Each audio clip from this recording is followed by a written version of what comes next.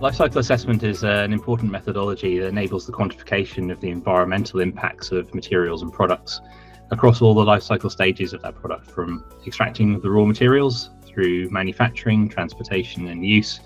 And it provides a holistic view of those impacts and enables the identification of hotspots. So understanding where the specific impacts are that need to be remedied. It also enables comparisons of different products and prioritization of action, and it provides confidence in terms of environmental claims, providing transparency and comparability between different products, and enabling systems to be improved and redesigned as a result of that.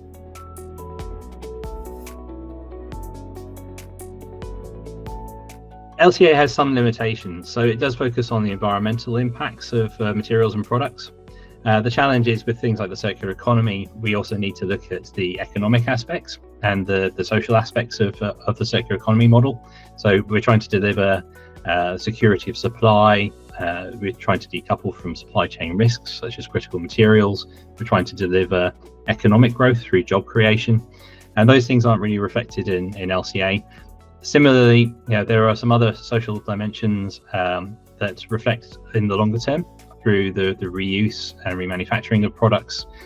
that aren't typically picked up by LCA. So LCAs tend to focus on cradle to grave or cradle to cradle sometimes,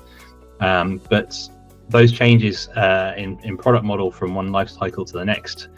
don't tend to get picked up by LCAs, and this is why we need alternatives that can help us express that in a way that we can then use alongside LCA.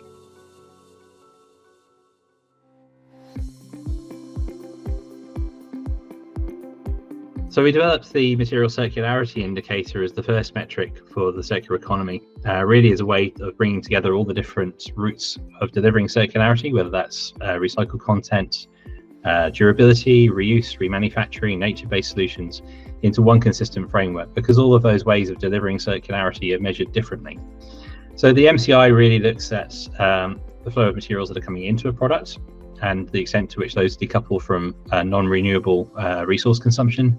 materials going out of a product, and the extent to which those do or do not end up as unrecoverable waste, and what happens in the middle in terms of how we use the product. Can we make it last longer?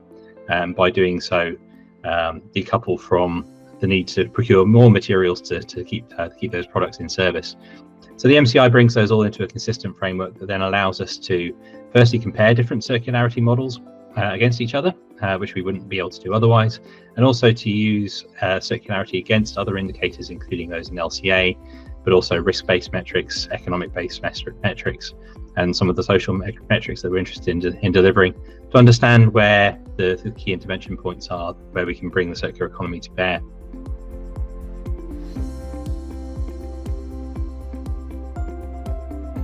So the MCI is available in a free tool on the thinkstep-anz website, as well as in most of the major LCA tools, so Gabi, SEMA Pro, OpenLCA, One-Click LCA, and also in some of the digital product passport tools that we're now seeing introduced. The MCI is also now underpinned by a new ISO standard, so ISO 59020, which was published in July this year. That really provides an umbrella for most of the quantifications of circular economy, and I'm pleased to say that the MCI conforms completely with the new ISO standard. So that provides an additional level of surety in terms of the use of these circularity metrics alongside LCAs, and we're starting to see them used